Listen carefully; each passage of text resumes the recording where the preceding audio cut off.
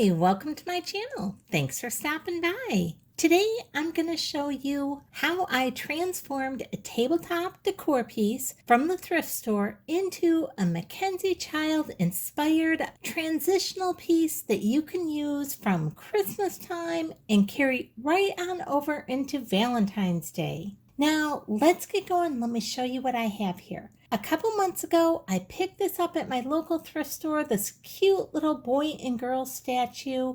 And let me show you, they had this marked at $3.75. And at my local thrift store, if it has a black dot on the tag, I can get it for half off the lowest price marked. And I'm going to show you how to change this from a trash to a treasure. So let's get going. First off, we're going to take and wipe this down really good. And then we're going to use some of this apple barrel white matte paint. And I'm going to go ahead and add in just a little bit of water to this paint. I always find that this paint is just too thick and dries out too quick for me. Somebody told me to always mist down this paint as I'm painting with it. And I thought, well, if misting it down works on it, well then if I just add a little extra water to it, that should help. And that has been working great for me because this paint was always just too thick and would just dry out way too soon for me.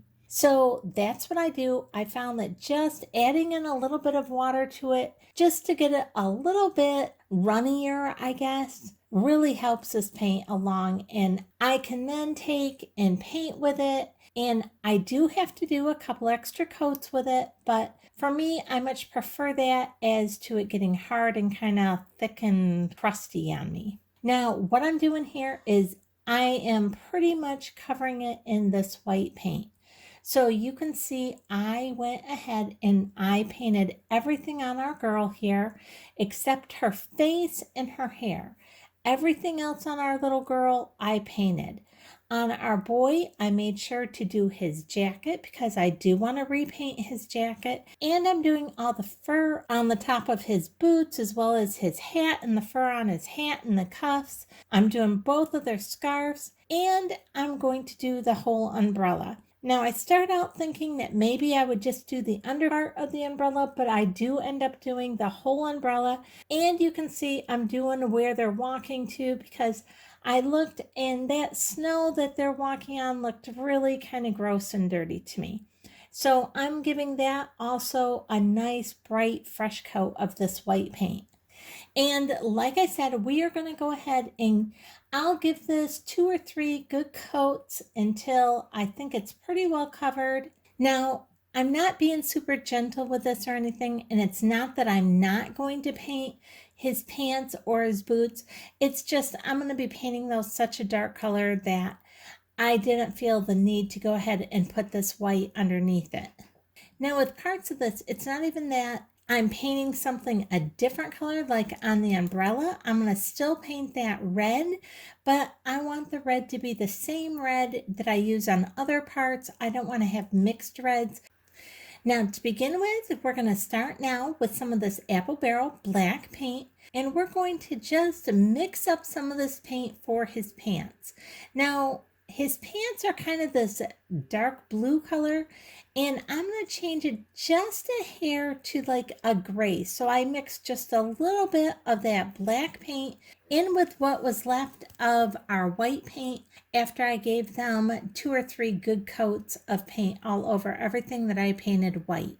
And you can see that gray paint is very close to the paint color that his pants were, but it's just a little bit more gray. And I just want those to have a nice fresh coat to them. Now, after I'm done with those, I'm going to take a nice small brush here and I'm going to paint his boots all black. And we're cleaning up any of that white paint that got on his boots from repainting the white part down below. And that's why the white that I was putting on down there for the snow that they're walking on, it was just simply to get it on there. I wasn't worried about trying to be careful putting that white paint on. Now you can see how much better his boots are looking. And now we're going to go ahead and use that same black paint and we are going to paint her boots up. Now they are looking so cute in their nice new looking boots here, and he has on his nice new pair of pants, and that is looking really good. Now, the next thing we're going to do is we are going to get ready to put the courtly check pattern on his jacket. So I'm starting out with a line right down his back. And as always, I'm going to try and keep all my spacing evenly apart, about 1/4 of an inch or so. And I'm going to put these lines going up and down all the way around him. Now you can see here that there are parts where it kind of shows like wrinkles in his coat there. And you're going, how can you get those lines nice and straight if it's there? I just do the best I can. I go right over those wrinkles that they put in the coat and I just keep on going. I just make my lines as straight as what I can make them. Now, it's just like if you actually have a coat on and you bend or you twist or something, any pattern that's in your coat kind of gets smushed together while you're bent or anything like that. And then when you straighten up, your pattern straightens out. So I'm not really worried about if the pattern ends up just a little bit messed up right there where the wrinkles are, because it would end up that way on any coat someone was wearing. So it really just makes it look more realistic. And you can see on the side by my thumb how his coat kind of swings back a little. So I just made the lines on that side just kind of swing back and follow right along with his coat. Whatever it is you're painting, you always want to follow the lines of whatever it is. So like right here, how you see I'm doing his elbow and his arm, how the elbow naturally bends, that's the way my line is going to go. My main thing is trying to keep my lines spaced evenly apart. And now we are going to do our horizontal lines. And again, the main thing is keeping our lines evenly spaced apart as we're going across. And if you run into an obstacle, just stop right there and go on the other side of the obstacle and pick your line up as if the obstacle wasn't even there. And this is starting to look really good. Now, as you can see here, this statue still had the price tag on the bottom of it, and this was originally bought at Meijer's. That is what somebody originally paid for it before I ended up buying it for less than $2 at my local thrift store. Now here's a close-up and you can kind of see his jacket, and he is looking all ready to start getting painted there. We're just going to go ahead and put the same pattern on her coat as well. So since you saw how I did it on his, I'm not going to show you that part. I'll just show you a close-up of what hers looks like as well. And you can see our checkered pattern all around her jacket, just like his. And I'm loving the way this looks. Now I'm going to start out painting here right on her jacket. And all I'm going to do for this is paint every other square black.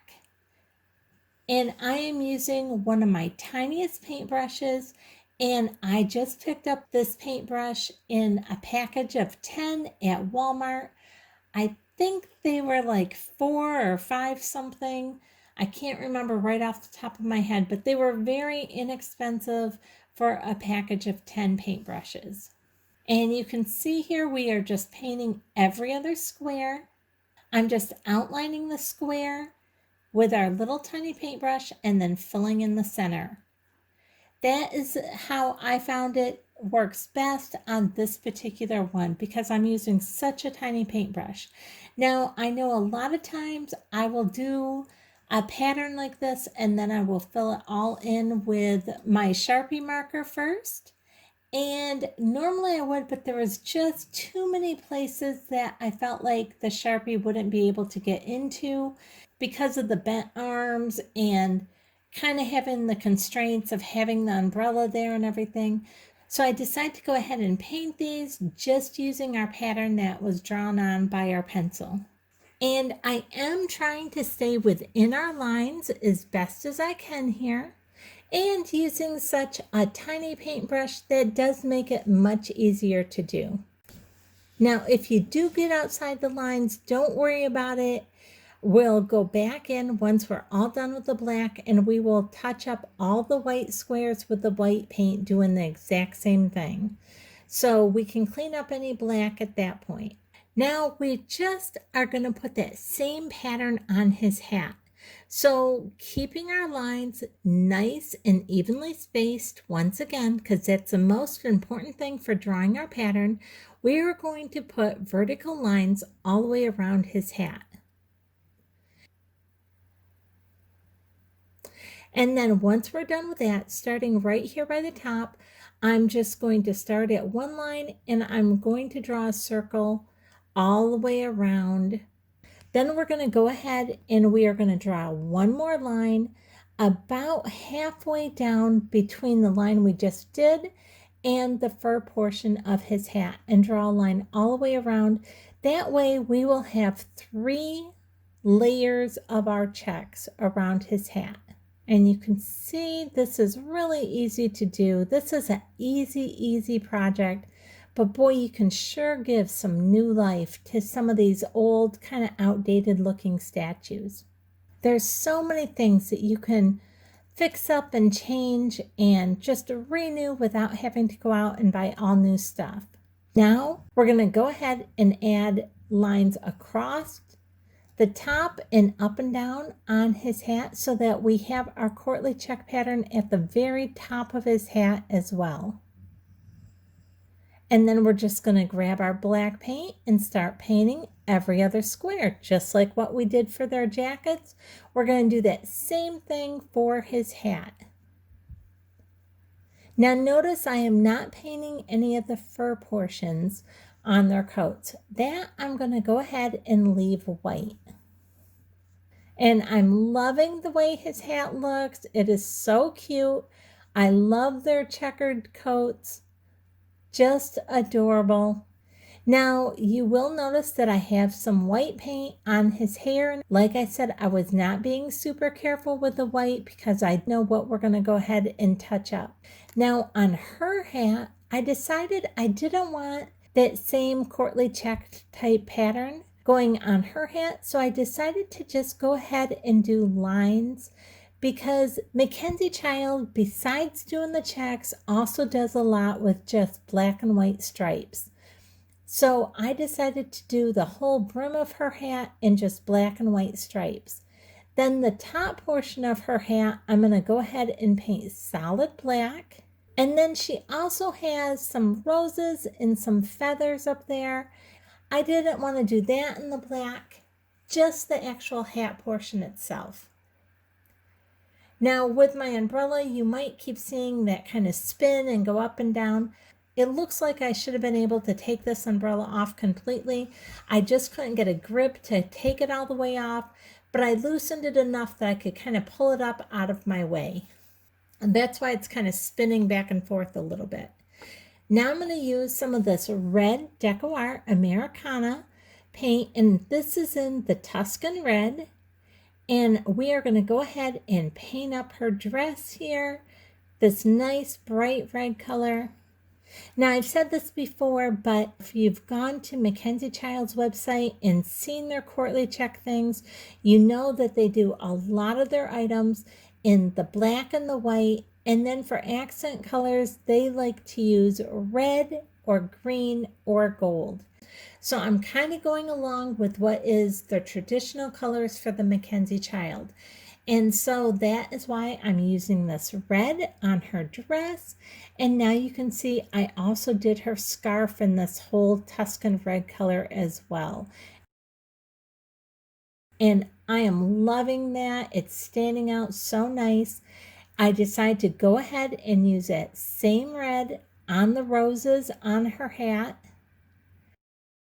And you can see I'm just kind of filling those in up there on top. And I'm going to do the same with the feather on her hat as well. All that part on the top of her hat, the leaves, the feathers, the roses, I will paint all that portion in this red. And then I'm going to use that same red and I'm going to totally paint our umbrella, the underside and the top side. We're going to give this just a nice coat. Now on the top portion of the umbrella here, you can kind of see some, I don't know if you can see it real well, but there's some pattern up there that has a little bit of texture to it, and that is to represent some snow on the top of the umbrella. And I am not painting that part red. That I'm leaving white, as you can see right there. And now the red on our umbrella matches her hat and her scarf and her skirt. And that is why I went ahead and repainted the umbrella instead of just leaving it that kind of orangey red that they originally had it. And now I'm going to go ahead and paint our little boy's scarf as well. And once that is done, I'm grabbing some of this folk art metallic gold, and we're just going to do the buttons on their coats. Now I know this is such a small little part to be using this gold on, but you know, MacKenzie Child's items are so just perfection. They're just so pretty, so high end, that it's those little details like that that really take them over the top. And I highly recommend going and checking out their website if you've never been. Now next we're going to use some of this Master's Touch acrylic paint, and we are going to go ahead and paint her hair. That is very close to the color of her hair that they had already done. And then once we have her hair all painted up, and so it looks like her hair's all nice and fresh and no white paint on it, then we're going to use some of this Decor Americana in the light cinnamon, and we're going to go ahead and repaint his hair. This is very close to the color that they had already had his hair painted as well, and it will just clean up any white or anything that was on his hair as well. And here they are all finished. They are just looking so adorable. I absolutely love these. I think they are so cute with their umbrella just walking hand in hand. And here's the back side of them. I just really like them. Now let me show you how it looks if we're going to decorate them for Christmas. Here they are kind of in that Christmas setup with the poinsettias, and here they are set up for Valentine's Day with always and forever heart and some other hearts. And you can see how you can just really transition these from a winter type look to a Valentine's look. I hope you've enjoyed this video. If you have, I'd really appreciate it if you give me a thumbs up, subscribe, and hit the bell so you'll be notified the next time I upload a video. Thanks so much for watching.